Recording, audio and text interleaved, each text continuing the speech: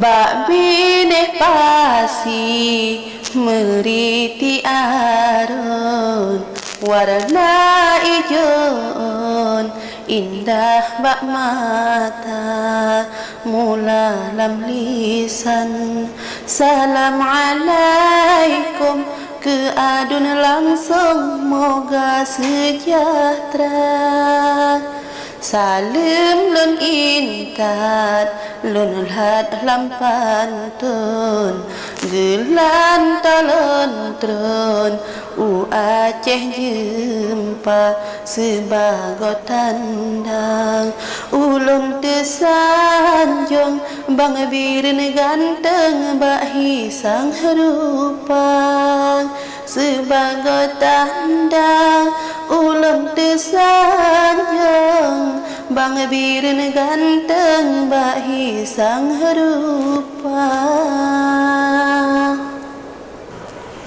di Aceh Tengah asai diri lon lam Sabah dusun jioh men kota abang dibirin mepat ke kampung ngan izin Rabbun kadang trok teka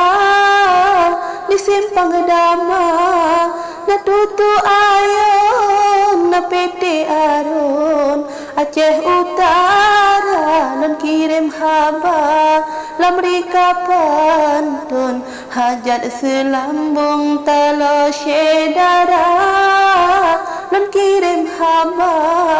lamrika pantun hajat selambung talo syedara bacut erat karang lun ujo tanyang membek ke bingung jawaban neba pumantang sindrong jalan ne arung bukan apa yang wate uroka mesutan indah si anak tiong ateh bak rambung si judo dua harap balasan betrok ne kunjung mangat bek puntong senambung rika harap balasan betrok ne kunjung mangat bek puntong senambung rika Jinorat madah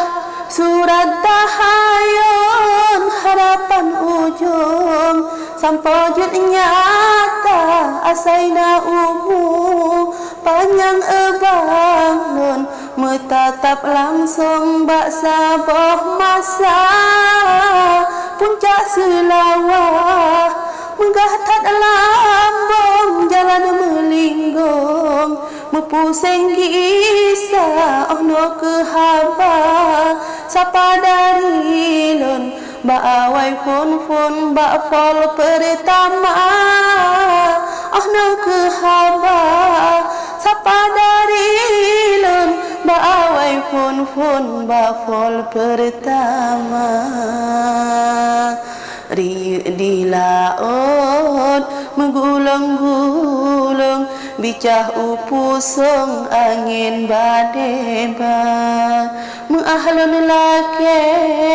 urangan ujung kadang mesinggung asalam rika mengahlun lake urangan ujung kadang mesinggung baklun merika